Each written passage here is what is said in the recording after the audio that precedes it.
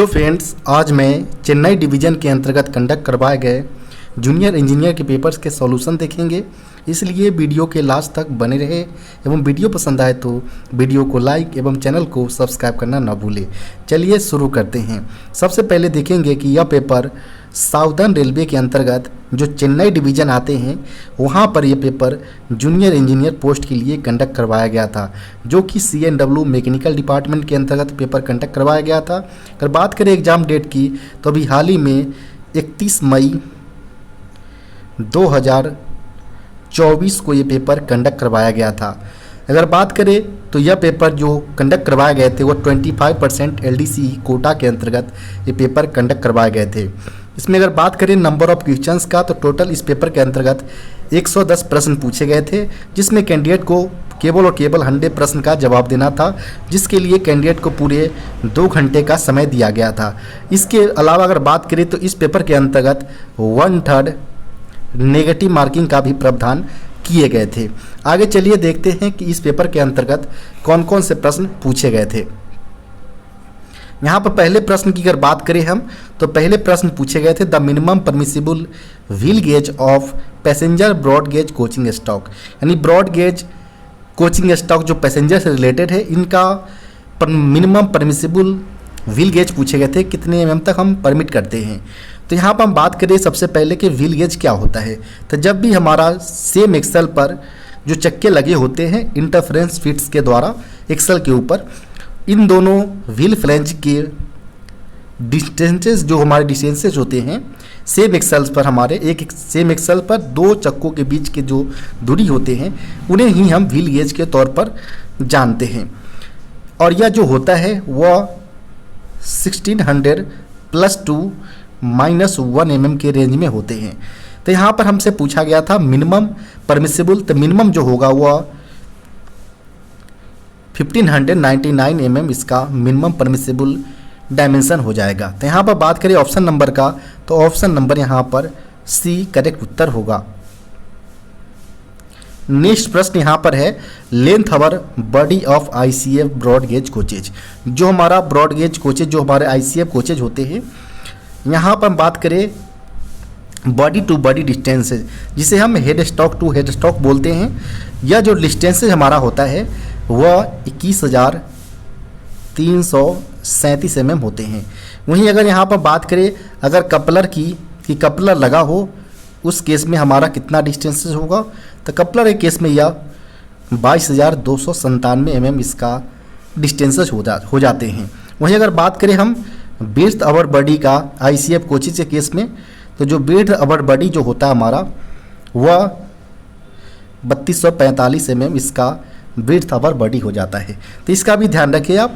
यहाँ पर केवल और केवल लेंथ अवर बॉडी पूछे गए थे, तो 21,337 mm इसका सही उत्तर हो जाएगा। यह दिए गए हैं ऑप्शन नंबर C में, तो यहाँ पर ऑप्शन नंबर C करेक्ट उत्तर हो जाएगा। नेक्स्ट प्रश्न यहाँ पर है the other name of pilot valve. Pilot valve का जो अन्य नाम क्या है, तो पायलट वाल्व को हम अदर नेम में हम PEASD यानी passenger emergency alarm signal device के तौर पर जानते हैं। यानी यह जब भी हमें इमरजेंसी में अगर कोचेज को रोकने की रिक्वायरमेंट हो तो हम passenger emergency alarm signal device के माध्यम से हम रोक सकते हैं। तो यहाँ पर ऑप्शन नंबर B इसका सही उत्तर हो जाएगा। नेक्स्ट प्रश्न यहाँ पर है transportation code of the pantry car. Pantry car का यहाँ पर ट्रांसपोर्टेशन कोड पूछे गए हैं कि क्या होता है। तो पेंट्री कार के लिए जो हम यूज करते हैं ट्रांसपोर्टेशन कोड वह हमारा WCB होता है। यहाँ पर बात करें ऑप्शन नंबर का तो ऑप्शन नंबर C करेक्ट उत्तर हो जाएगा। इसके अलावा आपसे अन्य एग्जाम के अंतर्गत अगर बात करें तो VPH पूछा जा सकता है। VPH जो कि हाई कैपेसिटी पार्सल बान होता है। इसके अलावा हम बात करें तो एक काफ़ी चर्चित पूछे जाते हैं एग्जाम के अंतर्गत जो कि RA होते हैं, जो कि हमारा इंस्पेक्शन कैरेज एडमिनिस्ट्रेटिव से रिलेटेड होता है। नेक्स्ट प्रश्न यहाँ पर है which part is not use in ICF trolley. ICF trolley में कौन सा पार्ट्स यूज में नहीं लिया जाता है। डैशबोर्ड यूज में लिए जाते हैं, साइड बेयर भी होते हैं, शॉक ऑब्जर्वर भी होती है हमारा। ड्रैग लिंक ऐसा कोई भी पार्ट्स नहीं है जो कि हमारा आईसीएफ कोच में मौजूद हो। यहाँ पर ऑप्शन नंबर डी करेक्ट उत्तर हो जाएगा। नेक्स्ट प्रश्न यहाँ पर है in coach the load transmission takes place through. कोचेज के अंतर्गत जो लोड का ट्रांसमिशन होता है वो किसके माध्यम से होता है, तो वह हमारा साइड बेयर के माध्यम से एक्सल से होते हुए हमारे जो चक्कों से होते हुए हमारा अर्थ में यहाँ पर ट्रांसमिट्स हो जाते हैं। तो यहाँ पर बात करें तो ऑप्शन नंबर यहाँ पर सी करेक्ट उत्तर हो जाएगा, साइड बेयर।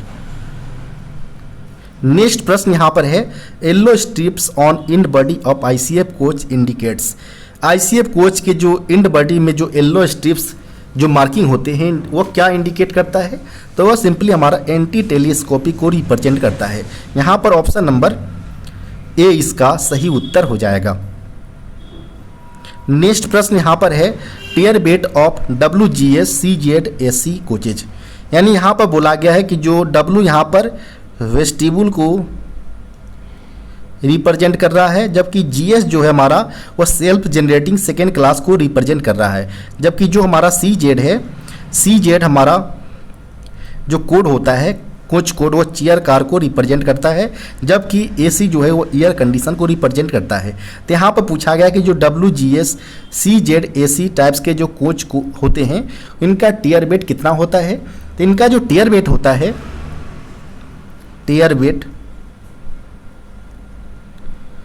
वह होता है 49.30 टन।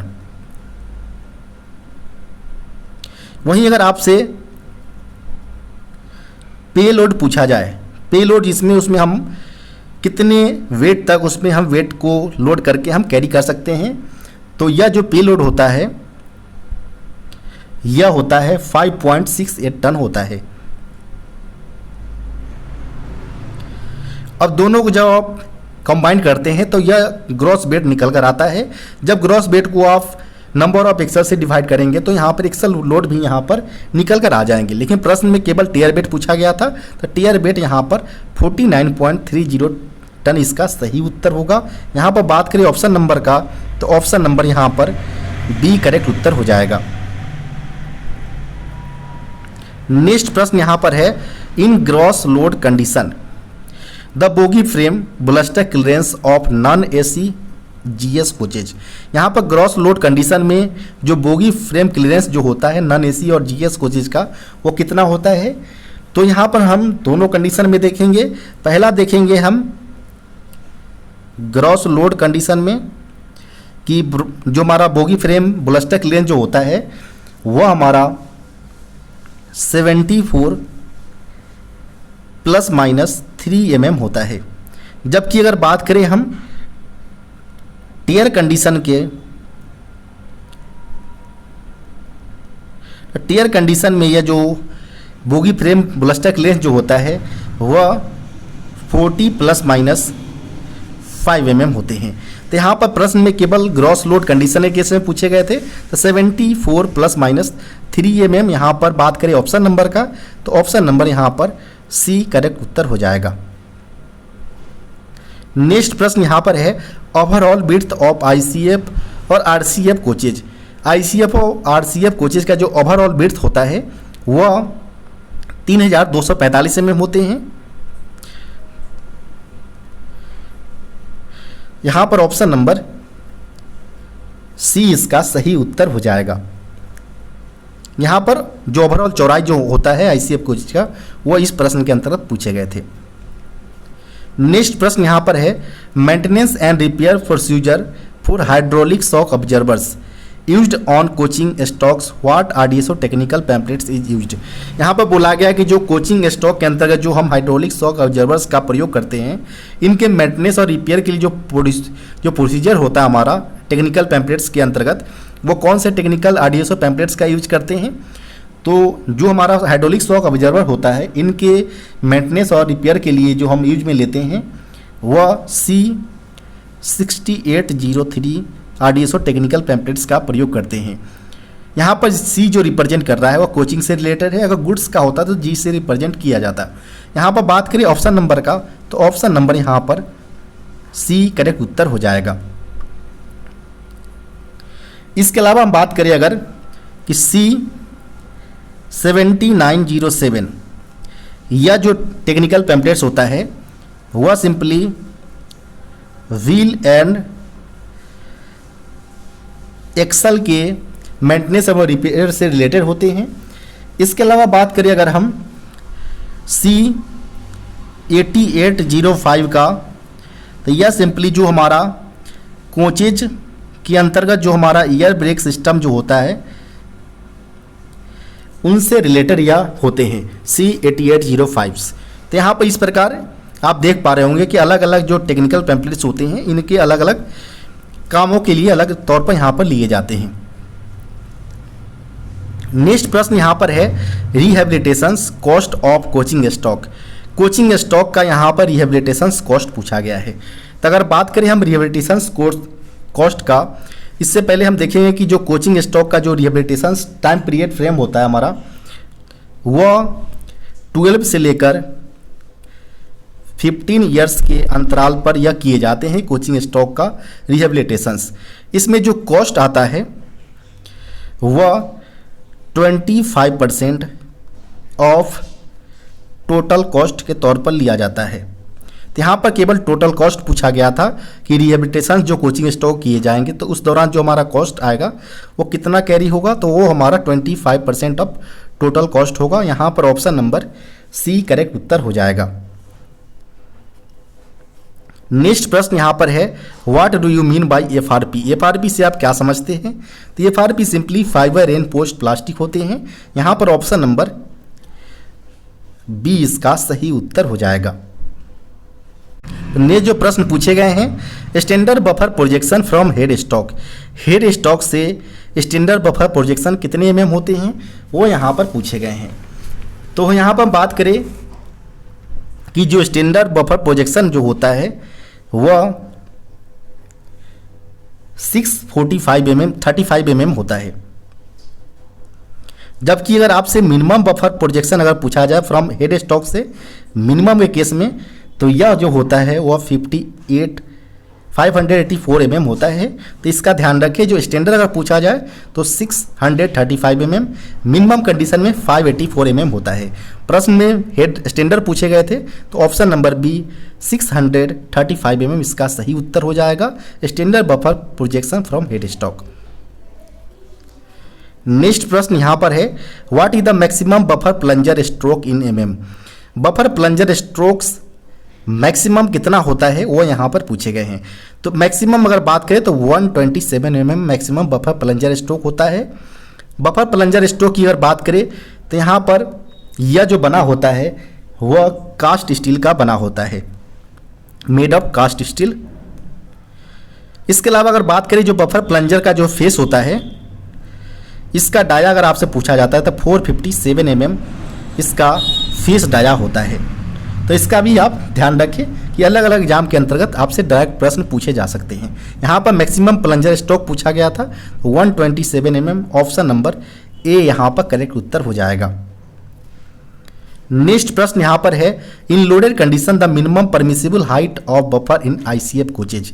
आईसीएफ कोचेज में लोडेड कंडीशन में मिनिमम बफर जो परमिसिबल हाइट होता है बफर्स का वो यहाँ पर पूछे गए हैं। तो यहाँ पर हम पहले देखेंगे कि मैक्सिमम जो बफर हाइट होता है वह 1105 mm होता है।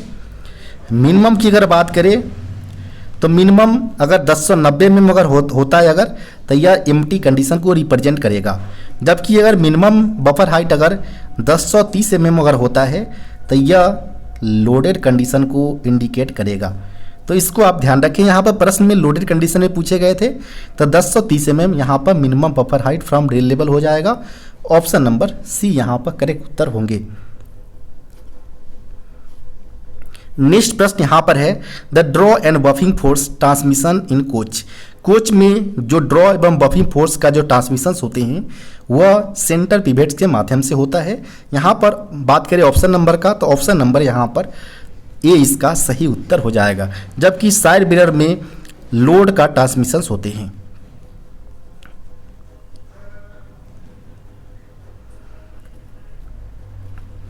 नेक्स्ट प्रश्न यहाँ पर है holding capacity of H type CBC. H type centre buffer couplers का जो होलिंग कैपेसिटी होता है वह 9000 टन होता है। यहाँ पर ऑप्शन नंबर सी इसका सही उत्तर हो जाएगा।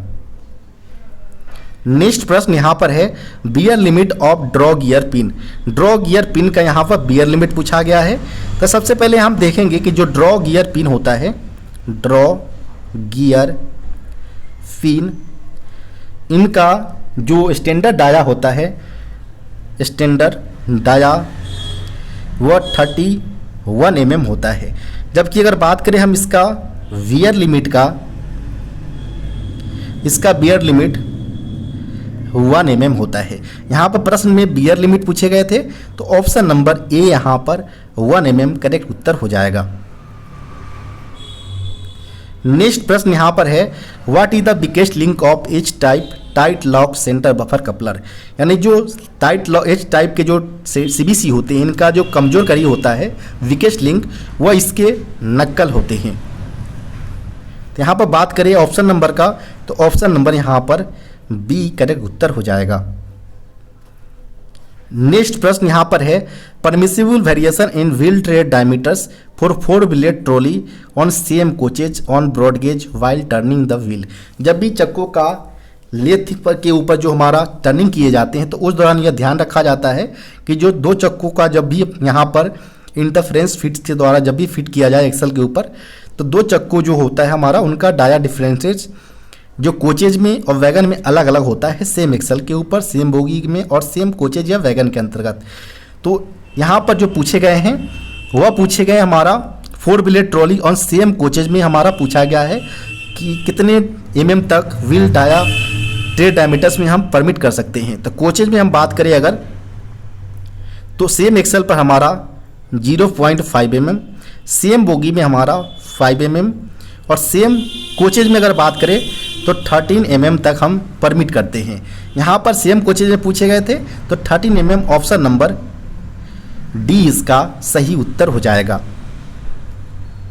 नेक्स्ट प्रश्न यहाँ पर है the use of 16.25 ton axle load bogie is. जो हम 16.25 टन के जो बोगी यूज करते हैं वो किस प्रकार के कोचेज में करते हैं, तो वो एसी टाइप के कोचेज में करते हैं। यहाँ पर ऑप्शन नंबर बी इसका सही उत्तर हो जाएगा। नेक्स्ट प्रश्न यहाँ पर है lateral movement of wheels are controlled by. जो व्हील्स का जो लेटरल मूवमेंट्स होता है वो किसके द्वारा कंट्रोल किए जाते हैं, तो वह एक्सल गाइड के माध्यम से हम लेटरल मूवमेंट जो चक्कों का होता है उनको कंट्रोल किए जाते हैं। यहाँ पर बात करें ऑप्शन नंबर का, तो ऑप्शन नंबर ए यहाँ पर करेक्ट उत्तर हो जाएगा। नेक्स्ट प्रश्न यहाँ पर बात करें हम, तो जो नेक्स्ट प्रश्न पूछे गए हैं what is the new wheel diameter of ICF और आरसीएफ कोचेज।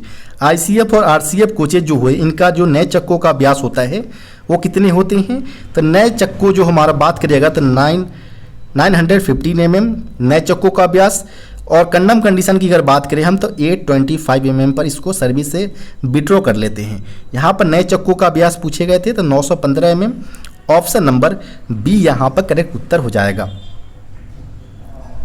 नेक्स्ट प्रश्न यहाँ पर है in twin pipe system the time taken for releasing of breaks.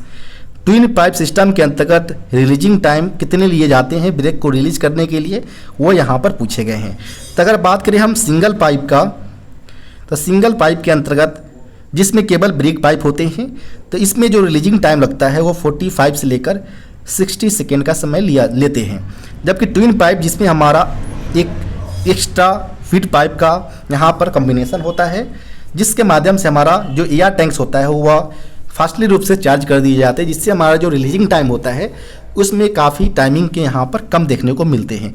तो इसमें बात करेगा तो 15 से लेकर 20 सेकेंड तक का समय यहाँ पर ट्विन पाइप सिस्टम के अंतर्गत लगते हैं। इस प्रकार की बात करिए ऑप्शन नंबर का, तो कहीं भी यहाँ पर ऑप्शन नंबर इस प्रकार का नहीं दिया गया है, तो यहाँ पर सारे ऑप्शन गलत हो जाएगा, क्योंकि ट्विन पाइप में केवल और केवल 15 से लेकर 20 सेकेंड समय लगता है। इससे ज़्यादा अगर होता है तो यह लेट रिलीजिंग टाइम के कैटेगरी में आ जाएंगे।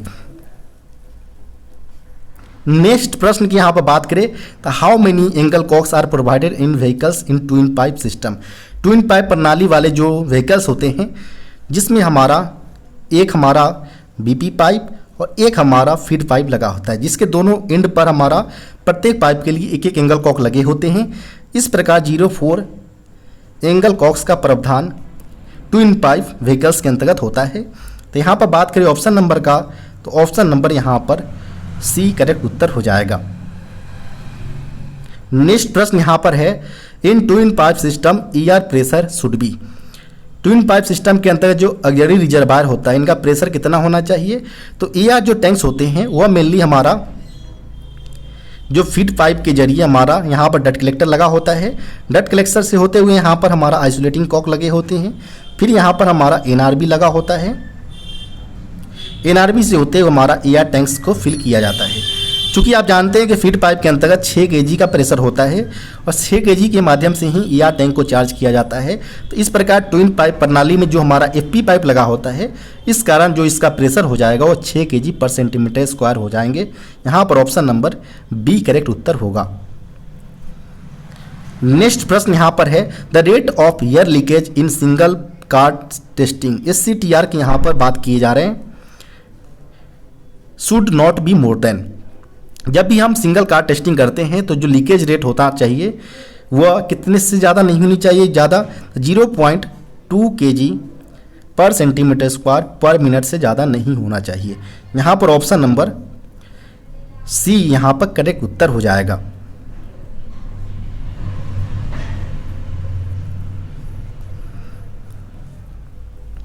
नेक्स्ट प्रश्न यहाँ पर बात करें हम तो जो नेक्स्ट प्रश्न पूछे गए हैं in emergency application the brake cylinder pressure rise from 0 to 3.6 kg पर सेंटीमीटर स्क्वायर इन 10 सेकेंड। इमरजेंसी एप्लीकेशन में जो हमारा ब्रेक सिलेंडर का प्रेशर 0 से 3.6 तक बढ़ता है, राइज करता है, वो कितने समय के दौरान करता है। तो जब भी इमरजेंसी ब्रेक एप्लीकेशन किए जाते हैं तो इस दौरान जो प्रेशर होता है बीपी पाइप का वो 5 से विड्रॉ करके 0 तक यहाँ पर लाया जाता है। इस दौरान जो प्रेशर होता है ब्रेक सिलेंडर का वह ये हमारा बीपी पाइप का प्रेशर ड्रॉप किए जाते हैं। ब्रेक सिलेंडर का प्रेशर हमारा 0 से लेकर मैक्सिमम 3.8 तक यहाँ पर बढ़ जाते हैं और इसमें जो टाइम पीरियड लगता है वह 3 से लेकर 5 सेकेंड का समय लगता है। यहाँ पर बात करें ऑप्शन नंबर का तो ऑप्शन नंबर यहाँ पर सी करेक्ट उत्तर हो जाएगा। नेक्स्ट प्रश्न यहाँ पर है check valve with chokes allow air from. जो चेक वाल्व विथ चॉक्स जो होते हैं हमारा जिसे हम नॉन रिटर्न वाल्व के तौर पर जानते हैं एनआरबी के तौर पर, या मेनली जो हमारा होता है वह फीड पाइप के प्रेशर को एयर टैंक्स में तो जाने देता है लेकिन वापस नहीं आने देता है। तो यहाँ पर बात करें तो ऑप्शन नंबर यहाँ पर सी करेक्ट उत्तर हो जाएगा। नेक्स्ट प्रश्न यहाँ पर है when brake is manually release by quick release valve which pressure will be vent out. जब भी हम मैनुअल रिलीज करते हैं क्विक रिलीज वाल्व के माध्यम से तो इस दौरान जो प्रेशर बाहर निकलता है वह कंट्रोल रिजर्वायर यानी CR का प्रेशर बाहर निकलते हैं, साथ साथ ब्रेक सिलेंडर का भी प्रेशर यहाँ पर बाहर आते हैं। लेकिन यहाँ पर जो अगर देखा जाए तो जब भी नॉर्मली तो हमारा ब्रेक सिलेंडर का प्रेशर निकलते हैं लेकिन यहाँ पर कोई एक ही ऑप्शन यहाँ पर हो सकता है, तो CR का प्रेशर यहाँ पर आप ले सकते हैं ऑप्शन नंबर डी। नेक्स्ट प्रश्न यहाँ पर है reduction in BP pressure for emergency application. Emergency application के दौरान जो बीपी प्रेशर ड्रॉप किया जाता है वो 5 से लेकर कितने केजी का प्रेशर यहाँ पर ड्रॉप किया जाता है वो यहाँ पर पूछे गए हैं। तो सिंपली एबव 1.5 से लेकर 5 kg तक का प्रेशर ड्रॉप किया जाता है, लेकिन जो ब्रेक सिलेंडर में हमारा प्रेशर जाता है वो केवल और केवल मैक्सिमम 3.8 kg तक ही जाएगा। तो इस प्रकार बात करें हम ऑप्शन नंबर का तो ऑप्शन नंबर यहाँ पर बी करेक्ट उत्तर हो जाएगा। नेक्स्ट प्रश्न यहाँ पर है after break release isolate the brake cylinder from the auxiliary reservoir by the. जब भी हम ब्रेक रिलीज करते हैं तो इस दौरान जो हम ब्रेक सिलेंडर को आइसोलेट करते हैं फ्रॉम एयर टैंक से वो हम करते हैं डिस्ट्रीब्यूटर वाल्व के माध्यम से। तो यहाँ पर बात करें ऑप्शन नंबर का तो ऑप्शन नंबर यहाँ पर ए इसका सही उत्तर हो जाएगा। नेक्स्ट प्रश्न यहाँ पर है a device provided in the brake rigging for automatic adjustment of clearance slack between brake blocks and wheels it is called. यानी यहाँ पर बोला गया कि वो कौन सा डिवाइस है ब्रेक रिंगिंग के अंतर्गत जो कि ऑटोमेटिक एडजस्टमेंट जो हमारा क्लियरेंस का होता है ब्रेक ब्लॉक्स और व्हील थ्रेड्स के अंतर्गत, वो हमारा किसके माध्यम से होता है? तो यह सिंपली हमारा जो ब्रेक रेगुलेटर होता है, जिसे हम स्लैक लेस्ड बैरल ऐसे भी बोलते हैं, इनके माध्यम से ऑटोमेटिक रूप से हमारा जो क्लियरेंस होता है स्लैक क्लियरेंस वो मेंटेन किए जाते हैं। तो यहाँ पर बात करें ऑप्शन नंबर का, तो ऑप्शन नंबर यहाँ पर बी इसका सही उत्तर हो जाएगा। नेक्स्ट प्रश्न यहाँ पर है, what type of slack adjuster is used in passenger coaches. Passenger coaches के अंतर्गत किस प्रकार के स्लैक एडजस्टर का प्रयोग किए जाते हैं वो यहाँ पर पूछे गए हैं। तो पैसेंजर कोचेज में जो अभी वर्तमान में तो जितने भी हमारे एक्सटर्नल स्लैक एडजस्टर है इनको समाप्त करके कोचेज के अंतर्गत जो हमारा ICF BMBC जो टाइप्स है बोगी माउंटेड ब्रेक सिलेंडर, इसमें इंटरनल स्लैक का प्रावधान कर दिया गया है। लेकिन जो हमारे कन्वेंशनल टाइप्स के जो पैसेंजर कोचेज होते थे उस दौरान हमारा जो स्लैक एडजस्टर यूज किए जाते थे वह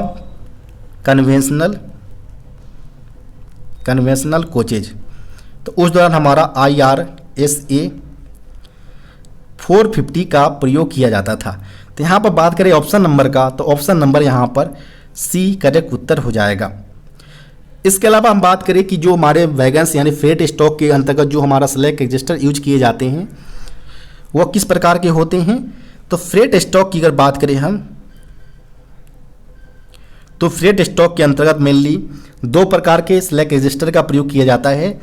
एक किया जाता है IRSA 600 और सेकेंड अगर बात करें हम तो IRSA 750 का प्रयोग किए जाते हैं। 750 का प्रयोग हम BCNHL एवं BOXNHL के जो टाइप्स के जो हमारे वैगन्स होते हैं उसके अंतर्गत हम 750 IRSA स्लैक एडजस्टर का प्रयोग करते हैं। नेक्स्ट प्रश्न यहाँ पर है, the diameter of ball in internal bulb of cut off angle Kock.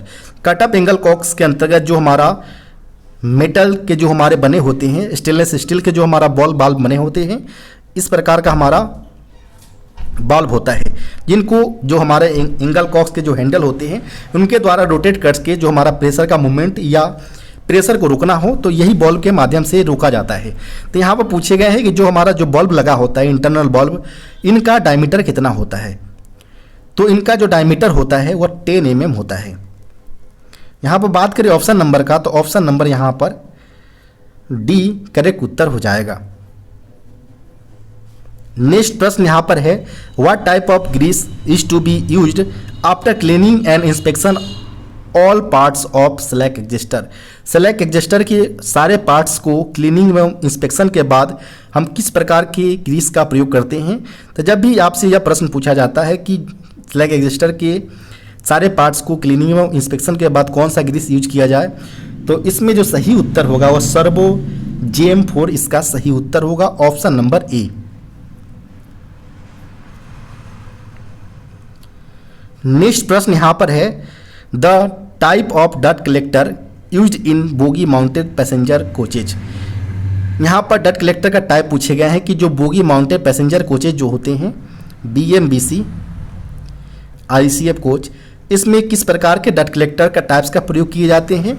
तो इसमें बात करें हम तो 2 वे डट कलेक्टर का प्रयोग किए जाते हैं। यहाँ पर ऑप्शन नंबर ए इसका सही उत्तर हो जाएगा। इसके अलावा बात करें हम तो जो 3 वे का प्रयोग किया जाता है वह मेनली वैगन के अंतर्गत, मालगाड़ियों के अंतर्गत 3 वे टाइप्स के डट कलेक्टर का प्रयोग किए जाते हैं। नेक्स्ट प्रश्न यहाँ पर है, when DB is in working condition the position of DB handle is. जब भी डिस्ट्रीब्यूटर वाल्व अगर वर्किंग कार्यरत अवस्था में अगर होगा तो उस दौरान जो डिस्ट्रीब्यूटर वाल्व का हैंडल होगा कौन से कंडीशन में पोजीशन में होंगे। यहाँ पर हम देखेंगे दोनों पोजीशन कि यह DB है, ये हमारा जब उसका हैंडल वर्टिकल पोजीशन में होंगे तो यह वर्टिकल, तो यह मेनली इसके वर्किंग कंडीशन को इंडिकेट करेगा। जबकि अगर DB का हैंडल अगर हॉरिजॉन्टल पोजीशन में है तो यह मेनली डीबी के आइसोलेट कंडीशन को रिप्रेजेंट करेगा। तो यहाँ पर वर्किंग कंडीशन के लिए पूछे गए थे, तो वर्टिकल कंडीशन इसका सही उत्तर हो जाएगा। ऑप्शन नंबर सी यहाँ पर करेक्ट उत्तर होंगे। नेक्स्ट प्रश्न यहाँ पर है the function of non return valve used in air brake system is, यानी यहाँ पर बोले गए कि एयर ब्रेक सिस्टम के अंतर्गत जो नॉन रिटर्न वाल्व एनआरवी का जो फंक्शन होता है, कार्य होता है, वह क्या होता है। तो यहाँ पर हम देखेंगे कि यह हमारा फीड पाइप है। फीड पाइप से एक ब्रांच पाइप के लिए जो हमारा जाता है, तो उससे पहले हमारा डट कलेक्टर के द्वारा एयर को क्लीन कर दिए जाते हैं। क्लीन करने के बाद यहाँ पर हमारा आइसोलेटिंग कॉक्स का प्रयोग किया जाता है, ताकि कभी किसी कारणवश अगर प्रेशर को रोकना हो तो यहाँ पर आइसोलेटिंग कॉक के माध्यम से हम रोक सकते हैं। यहाँ पर हमारा एनआरबी लगा होता है। एनआरबी के बाद हमारा यहाँ पर एआर टैंक्स लगा होता है, जो कि फीड पाइप के जरिए चार्ज किए जाते हैं। यहाँ पर आप देख पा रहे होंगे कि जो हमारा एनआरबी होता है वह फीड पाइप के प्रेशर को एआर टैंक्स को जाने तो देता है, लेकिन वापस वह आने नहीं देता है। तो यहाँ पर यही पूछा गया है कि जो नॉन रिटर्न वाल्व का जो फंक्शन होता है to prevent flow of air from ER to FP, ER से एफपी में आने के लिए वह फॉलो नहीं होने देते, यही इसका फंक्शन होता है। केवल और केवल एक डायरेक्शन जो होता है हमारा कि वह फीड पाइप से ईआर में ही केवल प्रेशर भेजते हैं। यहाँ पर बात करें ऑप्शन नंबर का, तो ऑप्शन नंबर यहाँ पर बी करेक्ट उत्तर हो जाएगा। नेक्स्ट प्रश्न यहाँ पर है for releasing brakes SAP is rotated to, brake को रिलीज करने के लिए जो हम स्लैक एग्जिस्टर बैरल को रोटेट करते हैं वो कौन से डायरेक्शन में हम रोटेट करते हैं। तो जब भी अगर आपको ब्रेक को रिलीज करना हो तो ट्रॉली के तरफ, जो हमारा ट्रॉली होता है, जिस तरफ हमारा स्लैकलेस बैरल का जो फेस होता है उस तरफ हम फेस करेंगे और एंटी क्लॉकवाइज डायरेक्शन में हम एसीबी को रोटेट करेंगे, जिससे हमारा जो ब्रेक होगा वो हमारा रिलीज हो जाएंगे। तो यहाँ पर बात करें towards trolley in anti clockwise, option number B यहाँ पर करेक्ट उत्तर हो जाएंगे। नेक्स्ट प्रश्न यहाँ पर है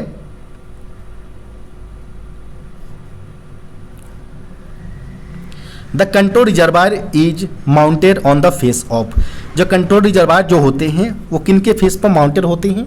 तो यहाँ पर हम बात करें अगर, तो जो कंट्रोल रिजर्वायर होता है सीआर, वह डीबी के साथ कॉमन पाइप ब्रैकेट के जरिए यहाँ पर एक दूसरे से अटैच्ड होते हैं। तो यहाँ पर बात करें ऑप्शन नंबर का, तो ऑप्शन नंबर यहाँ पर बी करेक्ट उत्तर हो जाएगा।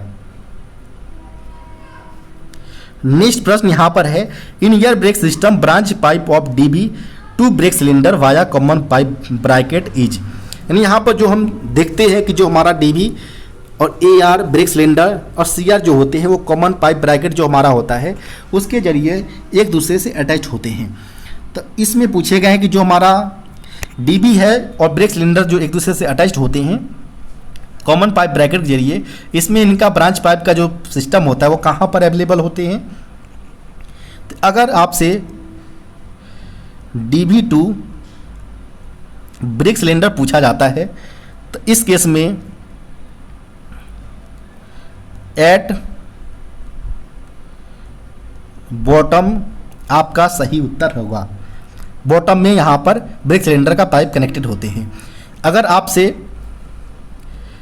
DB2 ER पूछा जाता है तो DB2 ER के केस में यह जो ER होता है, ER का पाइप, वह मिडल पोजीशन में DB से अटैच्ड होते हैं, जबकि बॉटम में ब्रेक सिलेंडर से होते हैं।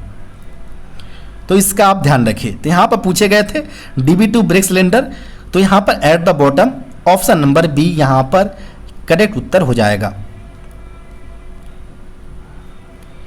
नेक्स्ट प्रश्न यहाँ पर है slow charging from outlet of डट collector can be due to, यानी यहाँ पर पूछा गया कि डट कलेक्टर के स्लो चार्जिंग जो आउटलेट के माध्यम से होता है वो किस कारण से स्लो चार्जिंग होते हैं। तो जब भी हमारा अगर कोई गैसकेट जो हो इसके अंदर लगे होते हैं, अगर वो डैमेज कंडीशन में पाया जाता है तो उस दौरान जो हमारा जो आउटलेट्स के माध्यम जो हमारा चार्ज होगा काफ़ी स्लो कंडीशन में चार्ज होगा। यहाँ पर बात करें ऑप्शन नंबर का, तो ऑप्शन नंबर यहाँ पर बी करेक्ट उत्तर हो जाएगा। इसके अलावा बात करें कि अगर लीकेज अगर कोई हो यहाँ पर, तो यह जो लीकेज जब भी हमारा ड्रेन प्लग्स जो होते हैं लीकेज ड्रैंक प्लग से होता है। तो इसका कारण होता है हमारा कि जो हेक्सागोनल नट्स होते हैं फुल्ली डैमेज कंडीशन में नहीं होते हैं, तो यह भी एक का कारण बनता है। तो यहाँ पर हो जाएगा लीकिंग फ्रॉम ड्रेन प्लग। तो इस कंडीशन में hexagonal nut proper damage full damage नहीं होगा, और गैसकेट्स डैमेज अगर होता है तो उस दौरान हमारा स्लो चार्जिंग आउटलेट्स जो डॉट कलेक्टर के होते हैं इसका कारण बन जाते हैं।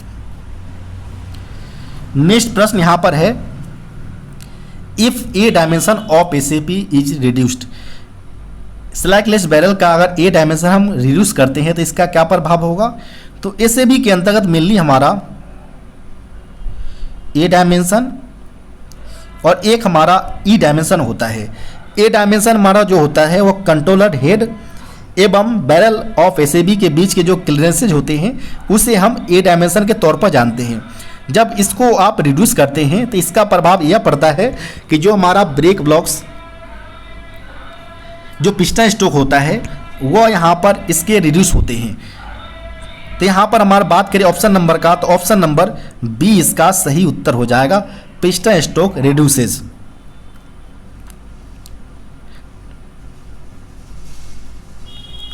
नेक्स्ट प्रश्न यहां पर है, total water tanks capacity of ICF coaches.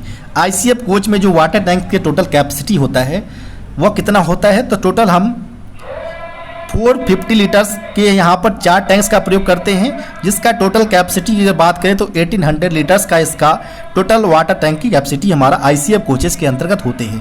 तो यहाँ पर बात करें ऑप्शन नंबर का, तो ऑप्शन नंबर यहाँ पर बी इसका सही उत्तर हो जाएगा।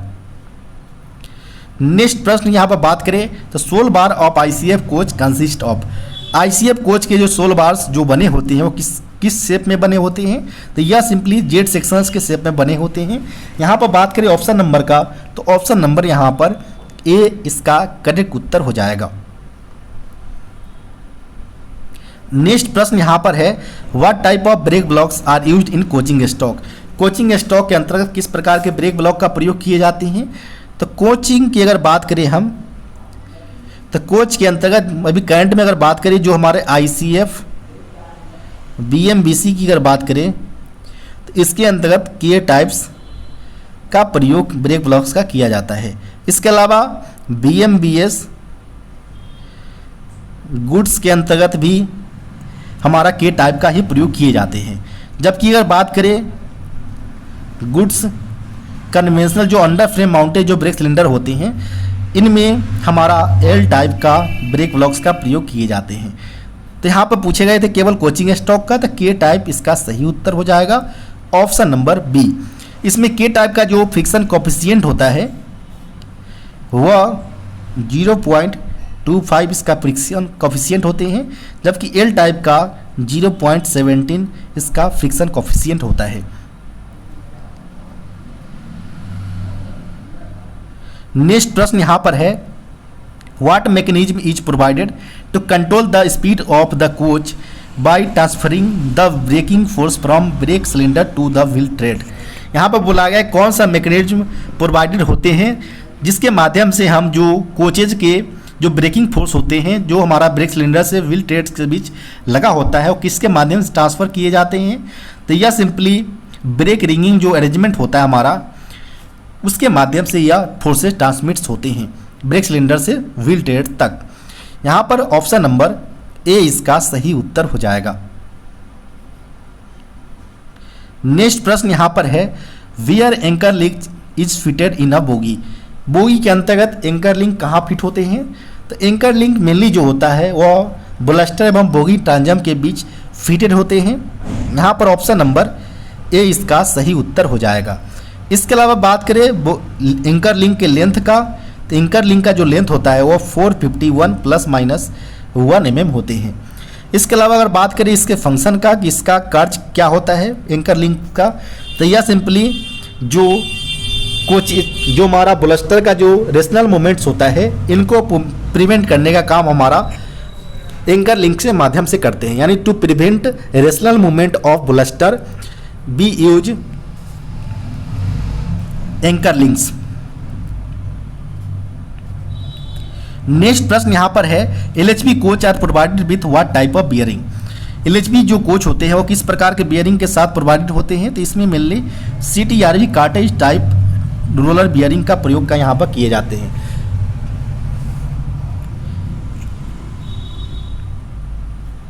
नेक्स्ट प्रश्न यहाँ पर बात करें तो passenger emergency alarm signal device are mounted on the, यानी जो passenger emergency alarm signal device जो होते हैं वो कहाँ पर माउंटेड होते हैं, तो यह एंड वाल्व के ऊपर माउंटेड होते हैं। यहाँ पर ऑप्शन नंबर सी इसका सही उत्तर हो जाएगा।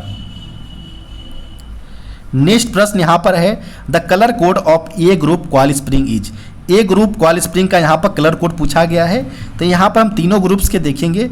ए ग्रुप्स जो होता है इनका colour code yellow, B groups का होता है ऑक्सफोर्ड ब्लू, जबकि सी ग्रुप्स का जो कलर कोड होता है कॉइल स्प्रिंग का वह ग्रीन कलर का होते हैं।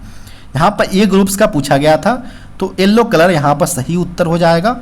ऑप्शन नंबर ए यहाँ पर करेक्ट उत्तर होंगे। नेक्स्ट प्रश्न यहाँ पर है what type of suspension are used in double acting telescopic type shock absorbers. Double acting telescopic type shock absorbers में किस प्रकार के सस्पेंशन का प्रयोग किया जाता है, तो इसमें मेनली सेकेंडरी टाइप्स के सस्पेंशन का प्रयोग किए जाते हैं। यहाँ पर ऑप्शन नंबर बी करेक्ट उत्तर हो जाएगा। नेक्स्ट प्रश्न यहाँ पर है what is the berth capacity of AC 2 tier LHB coaches. LHB coach और यहाँ पर आईसीएफ कोच, यहाँ पर हमारा 3 टीयर में एलएचबी कोचेज में जो नंबर ऑफ बर्थ होता है वह 72 होते हैं।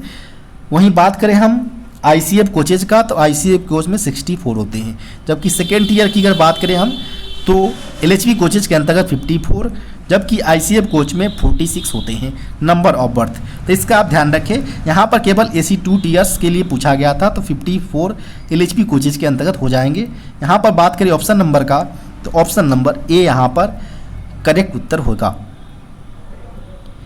नेक्स्ट प्रश्न यहाँ पर है maximum riding index of LHB coaches. LHB coach का मैक्सिमम राइडिंग इंडेक्स पूछा गया है, तो इसका जो राइडिंग इंडेक्स होता है वो 2.5 से लेकर 2.75 तक वेरी करता है। 2.75 जो होता है वो मैक्सिमम 160 km/h जो रफ्तार होता है हमारा एलएचबी कोचेज का, उस केस में इसका मैक्सिमम राइडिंग इंडेक्स होता है 2.75। तो यहाँ पर बात करें ऑप्शन नंबर का तो ऑप्शन नंबर यहाँ पर ए इसका सही उत्तर हो जाएगा। नेक्स्ट प्रश्न यहाँ पर है number of yo dampers in LHB coaches. LHB coach में यहाँ पर नंबर ऑफ यो डैम्पर्स पूछा गया है, तो यहाँ पर ये हमारा हो गया अपर बॉडी में यहाँ पर ये हमारा फिएट बोगी हो गए। फिएट बोगी में यहाँ पर इस प्रकार से हमारा कनेक्टेड होते हैं यो डैम्पर्स। यो डैम्पर जो होता है इसका जो होता है हमारा कोचेज के बॉडी एवं बोगी के बीच को कनेक्ट करने का काम करता है। यह 0-2 की संख्या में प्रत्येक बोगी में लगे होते हैं, जिसका काम होता है कि जो हमारे कोचेज के रोलिंग मोशन होते हैं इनको मिनिमाइज करने का काम हमारा यो डैम्पर के माध्यम से ही किए जाते हैं। यहाँ पर बात करें ऑप्शन नंबर का तो ऑप्शन नंबर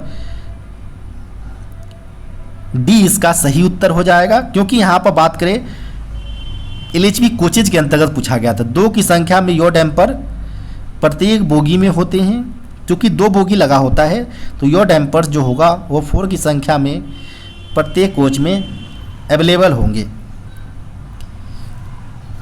नेक्स्ट प्रश्न यहाँ पर है the under frame of LHB coach is fabricated of. LHB coach का जो अंडर फ्रेम होता है वो किसके माध्यम से फैब्रिकेटेड होते हैं, कौन से मटेरियल के माध्यम से, तो यह मेनली माइल्ड स्टील के माध्यम से यह फैब्रिकेटेड होते हैं। यहाँ पर ऑप्शन नंबर सी इसका सही उत्तर हो जाएगा। नेक्स्ट प्रश्न यहाँ पर है the centre buffer coupler fitted on LHB coach has dash features. LHB coaches में जो सीबीसी होता है वो कौन से फीचर्स के साथ आते हैं, तो एलएचबी कोचेज में जो हमारा सीबीसी होता है वह मेनली हमारा एच टाइप का होता है, जो कि हमारा एंटी क्लाइंबिंग फीचर्स के साथ आते हैं। यानी जब भी एक्सीडेंट अगर होता है तो उस दौरान दोनों कोच एक दूसरे के ऊपर नहीं चढ़ पाते हैं।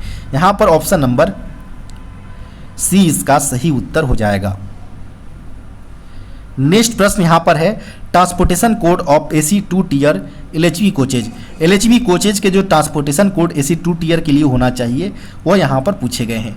तो सबसे पहले हम L जो होता है वो LHV कोचेज को रिप्रेजेंट करता है, W वेस्टिब्यूल को, AC जो होता है वो एयर कंडीशन को रिप्रेजेंट करता है, और यहाँ पर 2 टीयर के लिए पूछा गया था तो सिंपली CW जो होता है वो सिंपली 2 टीयर को रिप्रेजेंट करता है। तो यहाँ पर बात करें हम ऑप्शन नंबर का, तो ऑप्शन नंबर यहाँ पर बी इसका सही उत्तर हो जाएगा, LWACCW। इसके अलावा बात करें हम जो LWACCN है वह सिंपली 3 टीयर को रिप्रेजेंट कर रहा है। LWLRRM है यह सिंपली जो हमारा पावर कार या जनरेटर कार जो होते हैं हमारे ब्रेक वान या पावर कार जनरेटर कार जिसे आप बोलते हैं, इसके वो हम LWLRRM को रिप्रेजेंट करते हैं। नेक्स्ट प्रश्न यहाँ पर है the maximum wheel gauge of goods wagon. Goods wagon का मैक्सिमम व्हील गेज कितना होता है? व्हील गेज सिंपली हमारा 1600 + 2 - 1 mm होता है।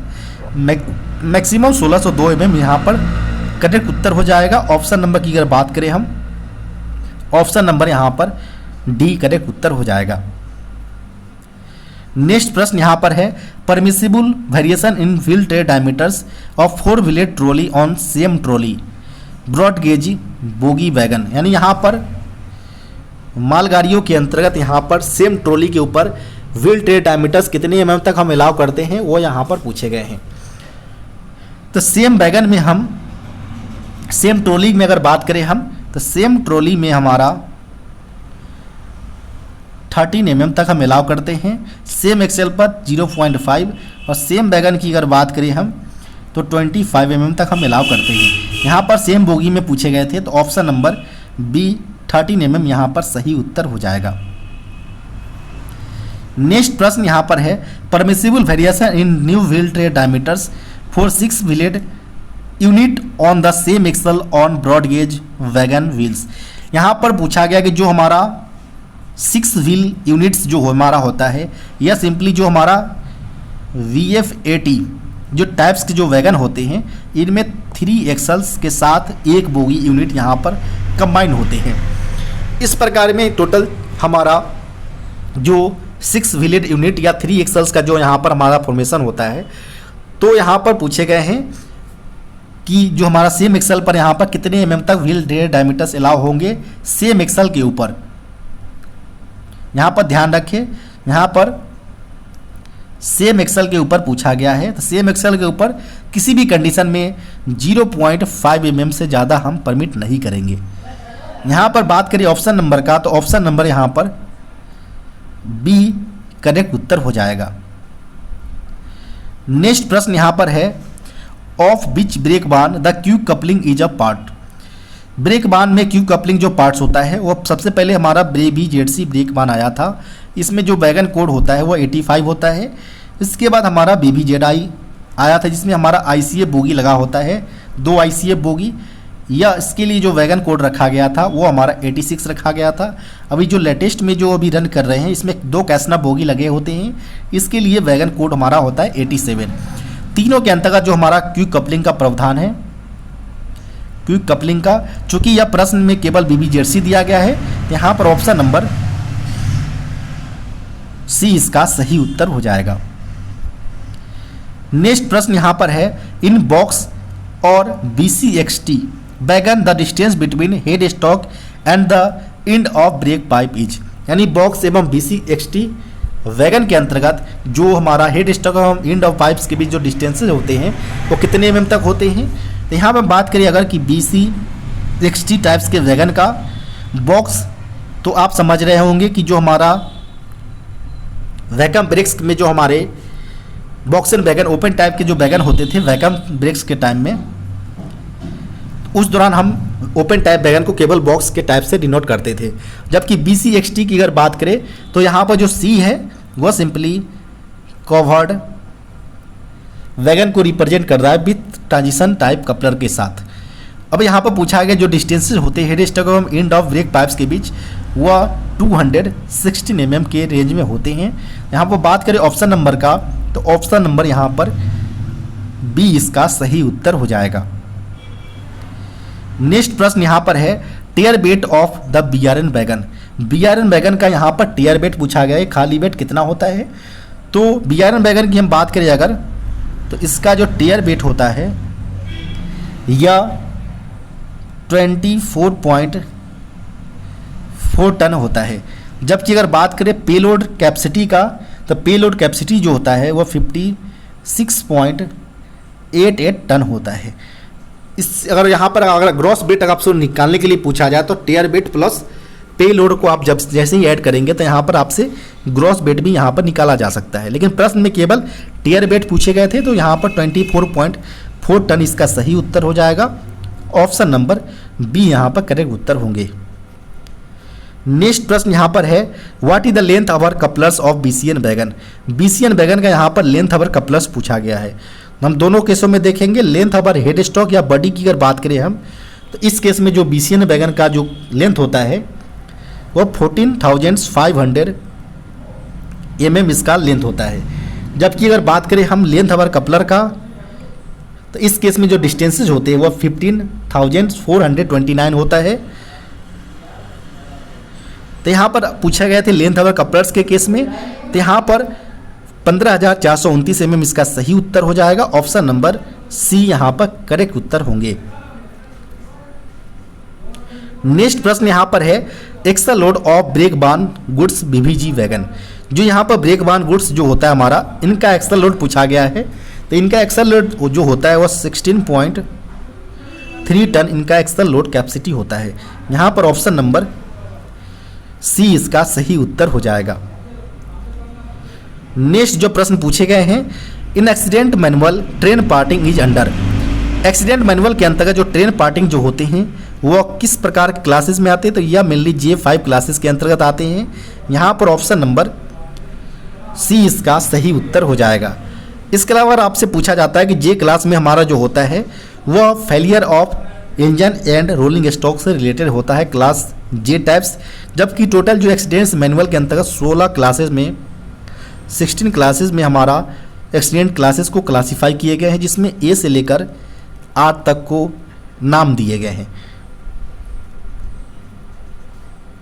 नेक्स्ट प्रश्न यहाँ पर है इन building repairs in UIC trolley what RDSO technical pamphlets is used.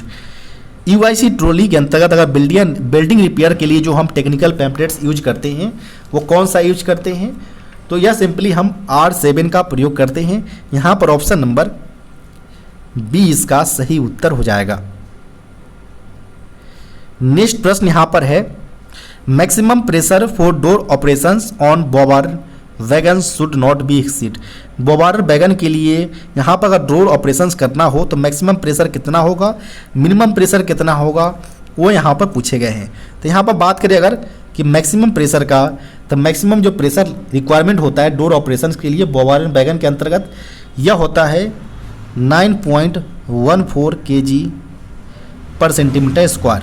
अगर बात करें मिनिमम प्रेशर का, तो मिनिमम जो प्रेशर होता है वह 4.92 kg पर सेंटीमीटर स्क्वायर प्रेशर का रिक्वायरमेंट होते हैं।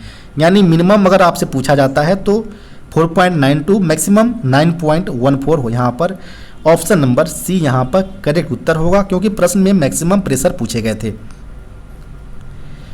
नेक्स्ट प्रश्न यहाँ पर है newly built BLC container wagon first periodic overhauling periodicity is. यहाँ पर नए बीएलसी बने वैगन्स का यहाँ पर पहला पीओएच पूछा गया है कितने अंतराल पर किए जाते हैं। तो पहला जो पीओएच किए जाते हैं वह 6 ईयर्स के अंतराल पर और सब्सिक्वेंट पीरियड में 4.5 ईयर्स के अंतराल पर किए जाते हैं। यहाँ पर पहला पीओएच पूछा गया था, तो ऑप्शन नंबर सी 6 ईयर्स का सही उत्तर हो जाएगा। नेक्स्ट प्रश्न यहाँ पर है torque value of cartridge type roller bearing cap screw. यहाँ पर जो हम कार्टेज टाइप रोलर बियरिंग्स के जो कैप स्क्रू के लिए जो हम टॉर्क वैल्यू का रिक्वायरमेंट होता है वह 40 kg मीटर टॉर्क वैल्यू के रिक्वायरमेंट होते हैं। यहाँ पर ऑप्शन नंबर बी इसका सही उत्तर हो जाएगा। नेक्स्ट प्रश्न यहाँ पर है after RDSO recommendations what material is used in brake van goods brake van in place of wood dust bag. RDSO के रिकमेंडेशंस के बाद जो हम ब्रेक बान गुड्स ब्रेक बान जो होते हैं हमारे, इनमें वुड डस्ट बैग के स्थान पर हम कौन से मटेरियल का प्रयोग करते हैं, तो हम ग्लास वूल का प्रयोग करते हैं। यहाँ पर ऑप्शन नंबर ए इसका सही उत्तर हो जाएगा। नेक्स्ट प्रश्न यहाँ पर है, what type of coupling is used in brake van match truck. यहाँ पर बीबीएम के अंतर्गत यहाँ पर कपलर कौन सा प्रयोग किए जाते हैं, तो इसके अंतर्गत सिंपली सीवीसी कपलर का प्रयोग किए जाते हैं। यहाँ पर ऑप्शन नंबर बी इसका सही उत्तर हो जाएगा। नेक्स्ट प्रश्न की बात करें यहाँ पर, what RDSO technical pamphlets is used for maintenance manual of alliance two coupler. Alliance two coupler के लिए जो हम कौन से आरडीएसओ टेक्निकल पैम्पलेट्स का प्रयोग करते हैं मेंटेनेंस मैनुअल के तौर पर, तो इसमें जो हम यूज में लेते हैं वह G62 का प्रयोग करते हैं, G62 का। यहाँ पर बात करें ऑप्शन नंबर का, तो ऑप्शन नंबर यहाँ पर सी करेक्ट उत्तर हो जाएगा। नेक्स्ट प्रश्न यहाँ पर है, depot other than A category will be issue BPC of CC rakes valid up to dash kilometres. अगर कोई डिपो ए कैटेगरी के अलावा अगर नीचे बिलो कैटेगरी का है, तो उसके अंतर्गत अगर सीसी रैक का बीपीसी जारी किया जाता है, तो उसका जो किलोमीटर का वैधता होगा वो 4500 का होगा। यहाँ पर ऑप्शन नंबर ए इसका सही उत्तर हो जाएगा। इसके अलावा बात करें हम ए कैटेगरी यार्ड का, अगर बात करें हम डिपो का, तो इसके केस में 6000 किलोमीटर बीपीसी के वैधता होता है। सीसी रैक के केस में सीसी रैक जो होता है इसके लिए ओरिजिनेटिंग स्टेशन पर 100% ब्रेक पावर, जबकि इन रोड में मिनिमम 90% ब्रेक पावर की रिक्वायरमेंट होते हैं। इसके एग्जाम्शन के लिए 100 मैन पावर पर रे की रिक्वायरमेंट होता है। इसको जारी करने के लिए हम येलो कलर के बीपीसी का प्रयोग करते हैं। साथ ही साथ इसका जो वैधता होता है वो 30+5 या 35+5 डेज का इसका वैलिडिटी डेज के बेसिस पर होते हैं। नेक्स्ट प्रश्न यहाँ पर है, permissible diameter of Clavis pin. Clavis pin का यहाँ पर परमिसिबल डायमीटर यहाँ पर पूछा है। तो यहाँ पर बात करें कि जो हमारा क्लेविस जो पिन होता है हमारा, इसका स्टैंडर्ड डाया जो होता है वह होता है 38 mm, जबकि परमिसिबल की अगर बात करें परमिसिबल, तो यह 36.5 mm इसका परमिसिबल डाया होता है। यहाँ पर प्रश्न में परमिसिबल डाया पूछा गया था क्लेविस पिन का, तो 36.5 mm ऑप्शन नंबर यहाँ पर सी करेक्ट उत्तर हो जाएगा। नेक्स्ट प्रश्न यहाँ पर है, what is the biggest link of the centre buffer coupler. Centre buffer coupler का सबसे बिगेस्ट कमजोर कड़ी जो है वह इसके नक्कल को बताता है। यहाँ पर ऑप्शन नंबर ए इसका सही उत्तर हो जाएगा। नेक्स्ट प्रश्न यहाँ पर है, the high capacity of draft gears is. High capacity वाले जो ड्राफ्ट गियर्स होते हैं इनमें हमारा RF361 और एक हमारा मार्क 50 MK50 का प्रयोग किया जाता है हाई कैपेसिटी ड्राफ्ट गियर के तौर पर। RF361 की अगर बात करें हम, तो इसका जो कैपेसिटी होता है वह 5725 kg मीटर इसका कैपेसिटी होता है, जबकि मार्क 50 की अगर बात करें 5385 यहाँ पर kg मीटर इसका कैपेसिटी हो जाएगा। जबकि मार्क 50 के अंतर्गत हम हेलिकल स्प्रिंग्स का प्रयोग किए करते हैं। ये भी प्रश्न के अंतर्गत आपसे पूछा जा सकता है कि helical springs are used in which type of draft gear. तो यहाँ पर हेलिकल स्प्रिंग्स का प्रयोग हम मार्क 50 ड्राफ्ट गियर्स के अंतर्गत करते हैं। यहाँ पर हाई कैपेसिटी वाले अगर बात करें तो RF361 हमारा कहीं भी ऑप्शन में नहीं दिया गया है, केवल मार्क 50 दिए गए हैं। तो मार्क 50 जिसका कैपेसिटी 5385 यहाँ पर 385 kg मीटर होता है। तो यहाँ पर ऑप्शन नंबर बी इसका सही उत्तर हो जाएगा, मार्क 50। नेक्स्ट प्रश्न यहाँ पर है, what type of head and shank are used in AAR types centre buffer coupler. AAR type centre buffer coupler के अंतर्गत जो हम हेड एवं सैंक्स का प्रयोग करते हैं वो हमारा E टाइप्स का हेड एंड F टाइप का हम सैंक्स का प्रयोग करते हैं। यहाँ पर ऑप्शन नंबर बी इसका सही उत्तर हो जाएगा। नेक्स्ट प्रश्न यहाँ पर है, the yield strength of coupler body of AAR grade C STD is, यानी यहाँ पर जो वर्जन दिया गया है कपलर्स का जिसका ग्रेड सी एवं एसटीडी टाइप्स के हमारा कपलर होगा, तो इसका जो यील्ड स्ट्रेंथ होगा वो कितना होगा, तो इसका यील्ड स्ट्रेंथ जो होगा वह 169 टन होगा। यहाँ पर ऑप्शन नंबर बी इसका सही उत्तर हो जाएगा। इसके अलावा हम बात करें अगर कि EAR M211 ग्रेड ई और हाई टेंसाइल अगर हो, इस प्रकार के कपलर्स का जो हमारा कैपेसिटी होता है, यील्ड स्ट्रेंथ होता है, वह 205 टन होता है। नेक्स्ट प्रश्न यहाँ पर है, इन CTRB द ग्रीस यूज्ड पर एक्सेल बॉक्स। CTRB के अंदर जो ग्रीस यूज करते हैं पर एक्सेल बॉक्स वो कितने क्वांटिटी में यूज करते हैं। चूंकि यह प्रश्न ओल्ड ट्रेंड के हिसाब से पूछे गए थे, तो 455 प्लस माइनस 30 ग्राम्स यहाँ पर ऑप्शन हो जाएगा, ऑप्शन नंबर ए। लेकिन अगर बात करें न्यू के बेसिस पर, तो न्यू बेसिस में टोटल 2 प्रकार के हम CTRB का प्रयोग करते हैं। एक हम ई क्लास CTRB और एक हम के क्लास के CTRB का प्रयोग करते हैं। ई क्लास के अंतर्गत हम बात करें अगर, तो 390 प्लस माइनस 20 ग्राम्स में हम ग्रीस का क्वांटिटी यूज करते हैं, जबकि के क्लास में 290 प्लस माइनस 20 ग्राम्स में हम ग्रीस का क्वांटिटी के क्लास टाइप्स के CTRB के अंतर्गत हम करते हैं। के क्लास मेनली जो हमारा LWLH 25 बोगी जो होते हैं, जिसका प्रयोग हम बॉक्स एंड एस वैगन के अंतर्गत करते हैं, तो इसके अंतर्गत हमारा के क्लास के बोगी जो हमारा के क्लास CTRB होता है उनका प्रयोग किए जाते हैं। नेक्स्ट प्रश्न यहाँ पर पूछे गए हैं, the new diameter of wheel for boy wagon. Boy wagon के लिए जो नए चक्कू का व्यास होता है वह 1000 mm होता है। यहाँ पर ऑप्शन नंबर सी इसका सही उत्तर हो जाएगा। नेक्स्ट प्रश्न यहाँ पर है, the radius at the root of flange of new worn wheel profile. New worn wheel profile WWP worn wheel profile जो नए चक्कों का हो, उस केस में radius at the root of flange पूछा गया है कि कितना होगा नए कंडीशन में, तो वह होता है 14 mm। यहाँ पर ऑप्शन नंबर ए इसका सही उत्तर हो जाएगा। नेक्स्ट प्रश्न यहाँ पर है, minimum longitudinal clearance between axle box lug and horn cheeks for UIC type trolley are. UIC trolley के लिए जो मिनिमम लॉन्गिट्यूडनल क्लियरेंस होना चाहिए एक्सल बॉक्स लॉग एवं हॉर्न चेक के बीच, वो कितने mm होना चाहिए। तो मिनिमम की अगर बात करें हम, तो मिनिमम जो क्लियरेंस होता है वह 12 mm होता है, जबकि अगर बात करें maximum clearance axle box lug एवं हॉर्न चेक के बीच, तो यह 18 mm इसका क्लियरेंस होता है।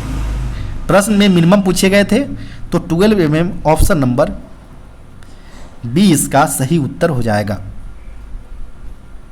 नेक्स्ट प्रश्न यहाँ पर है, what is an integrated portion of the axle. Axle का इंटीग्रेटेड पोर्शन जो होता है वह हम जर्नल के नाम से जानते हैं। यहाँ पर ऑप्शन नंबर सी इसका सही उत्तर हो जाएगा।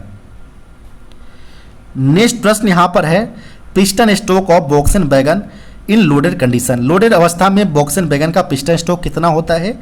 तो एमटी की अगर बात करें हम, तो 85 प्लस माइनस 10 mm, जबकि लोडेड की अगर बात करें तो 130 प्लस माइनस 10 mm इसका पिस्टन स्ट्रोक होते हैं।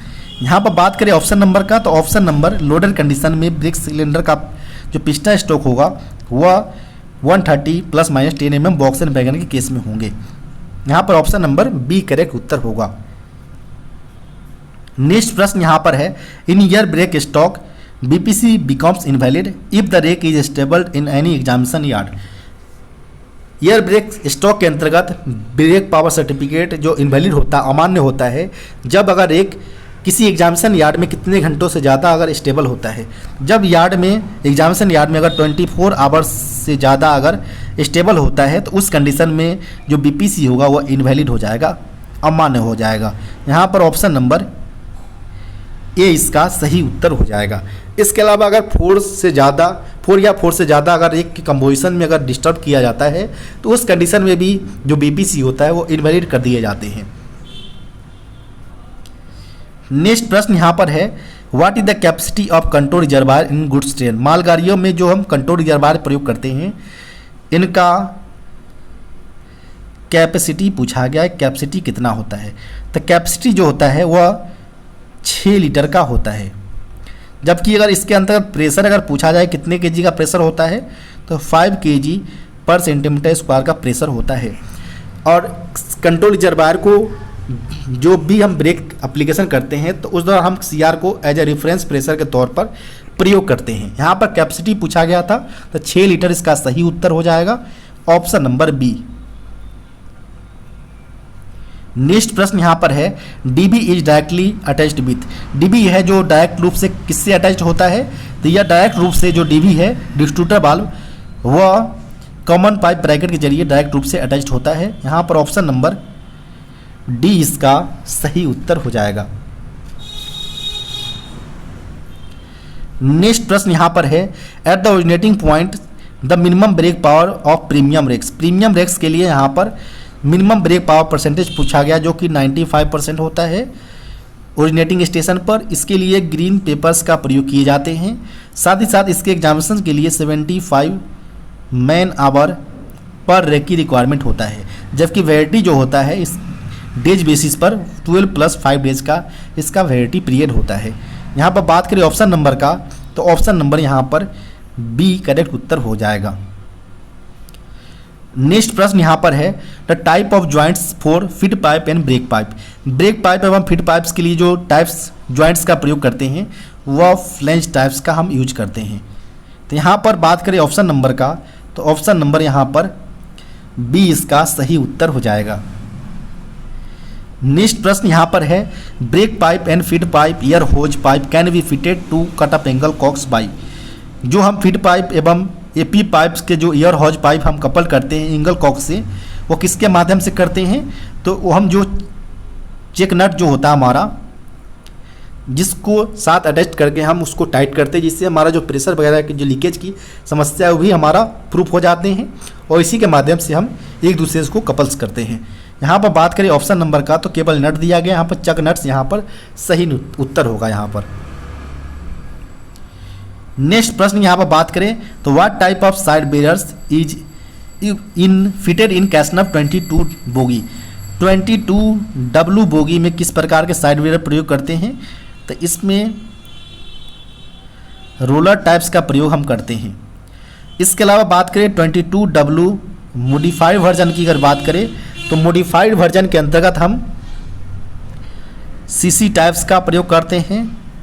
इसके अलावा बात करें 22HS बोगी की अगर बात करें, तो इसमें हम spring loaded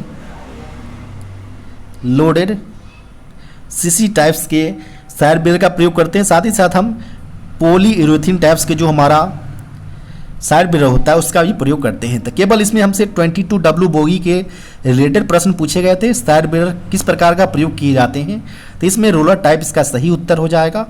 option number B यहाँ पर करेक्ट उत्तर होंगे। नेक्स्ट प्रश्न यहाँ पर है, what is the nominal longitudinal clearance between side frame and axle box adapter of 22WM bogie. 22WM bogie के अंतर्गत अगर आपसे नॉमिनल लॉन्गिट्यूडनल क्लियरेंस पूछा जाता है कि कितना होना चाहिए एक्सल साइड फ्रेम एवं एक्सल बॉक्स एडाप्टर के बीच, तो यह जो होता है वह 10 mm होता है। यहाँ पर बात करें हम ऑप्शन नंबर का, तो ऑप्शन नंबर यहाँ पर सी इसका सही उत्तर हो जाएगा। इसके अलावा बात करें हम तो LCCF 20C जो बोगी होता है इसका भी सेम क्लियरेंस होते हैं। जबकि अगर आपसे 22HS बोगी NLB बोगी की रिलेटेड अगर पूछा जाता है, तो इस दौरान इसका क्लियरेंस जो होता है वो 9 mm होता है। नेक्स्ट प्रश्न यहाँ पर है, maintenance manual of Casnub bogie. Casnub bogie के लिए जो मेंटेनेंस मैनुअल का प्रयोग करते हैं IDSO टेक्निकल पैम्पलेट्स का, वह हम G95 का प्रयोग करते हैं। यहाँ पर ऑप्शन नंबर सी इसका सही उत्तर हो जाएगा। इसके अलावा G97 का प्रयोग हम air brake for freight stock के लिए करते हैं।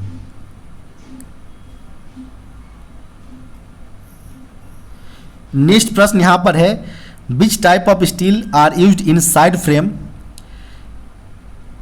Column friction plate of Casnub bogie. Casnub bogie के साइड फ्रेम फ्रिक्शन प्लेट्स में किस प्रकार के स्टील का यूज किया जाता है? तो इस दौरान जो स्टील यूज करते हैं वह सिलिको मैग्नीज स्टील का प्रयोग किए जाते हैं। यहाँ पर ऑप्शन नंबर सी इसका सही उत्तर हो जाएगा। नेक्स्ट प्रश्न यहाँ पर अगर बात करें हम तो जो नेक्स्ट प्रश्न पूछे गए हैं the mechanical code of lubricating oil tank wagon is. Lubricating oil tank wagon के लिए जो मैकेनिकल कोड रखा गया है वह TORX को रखा गया है। यहाँ पर बात करें ऑप्शन नंबर का तो ऑप्शन नंबर बी यहाँ पर सही उत्तर हो जाएगा। नेक्स्ट प्रश्न यहाँ पर है इन place of empty load box what device is used in BLC wagon. BLC wagon के अंतर्गत एम्प्टी लोड डिवाइस के स्थान पर किस प्रकार के डिवाइस का प्रयोग एम्प्टी एवं लोडेड कंडीशन को सेंस करने के लिए लगाया गया है? तो यह प्रत्येक बोगी पर लोड सेंसिंग डिवाइस का प्रयोग किए गए हैं, जिसके सेंस करने के पश्चात ही ब्रेक सिलेंडर का प्रेशर एम्प्टी कंडीशन में 2.2 लोडेड कंडीशन में 3.8 का प्रेशर ब्रेक सिलेंडर को भेजे जाते हैं। यहाँ पर ऑप्शन नंबर बी इसका सही उत्तर हो जाएगा। अगर बात करें नंबर ऑफ LSD का प्रयोग तो LSD 01 की संख्या में प्रत्येक बोगी में होता है। वहीं 02 LSD की अगर बात करें तो प्रत्येक BLC कार के अंतर्गत 02 की संख्या में LSD का प्रयोग किए जाते हैं। नेक्स्ट प्रश्न यहाँ पर है which part of the constitutions contain provisions regarding official language. Official language से संबंधित जो संविधान के कौन से पार्ट्स के अंतर्गत यहाँ पर बताए गए हैं? तो यह पार्ट 17 के अंतर्गत यह बताए गए हैं जो कि ऑफिशियल लैंग्वेज से रिलेटेड संबंधित है। तो यहाँ पर बात करें ऑप्शन नंबर का पार्ट 17, जिसे हम रोमन में इस प्रकार से लिखते हैं। यहाँ पर बात करें ऑप्शन नंबर का तो ऑप्शन नंबर यहाँ पर ए करेक्ट उत्तर हो जाएगा। नेक्स्ट प्रश्न यहाँ पर है when was the official language act 1963 was amended. Official language act अधिनियम 1963 कब अमेंडेड किए गए थे? तो यह 10 मई 1963 को यह पास किए गए थे। जबकि अगर बात करें अमेंडमेंट का तो यह 1967 में इसका संशोधन यानी अमेंडमेंट किया गया था। यहाँ पर बात करें ऑप्शन नंबर का तो ऑप्शन नंबर यहाँ पर सी करेक्ट उत्तर हो जाएंगे। नेक्स्ट प्रश्न यहाँ पर है when is the Hindi day celebrated every year. प्रत्येक वर्ष हिंदी दिवस कब मनाया जाता है? तो यह 14 सितंबर को प्रत्येक वर्ष मनाए जाते हैं। जबकि अगर बात करें हम वर्ल्ड हिंदी डे के लिए तो यह प्रत्येक वर्ष 10 जनवरी को प्रत्येक वर्ष मनाए जाते हैं। नेक्स्ट प्रश्न यहाँ पर है which ministry take important decision pertaining to official language. Official language से संबंधित महत्वपूर्ण डिसीजंस लेने के लिए कौन सा मिनिस्ट्री रिस्पॉन्सिबल होते हैं? तो यह होता है मिनिस्ट्री ऑफ होम अफेयर्स, गृह मंत्रालय होते हैं। यहाँ पर ऑप्शन नंबर बी इसका सही उत्तर हो जाएगा। नेक्स्ट प्रश्न यहाँ पर है who was the chairman of the first official language commission. पहले राजभाषा आयोग के जो चेयरपर्सन थे, अध्यक्ष थे, वो कौन थे? तो वह BG खेर को बनाया गया था।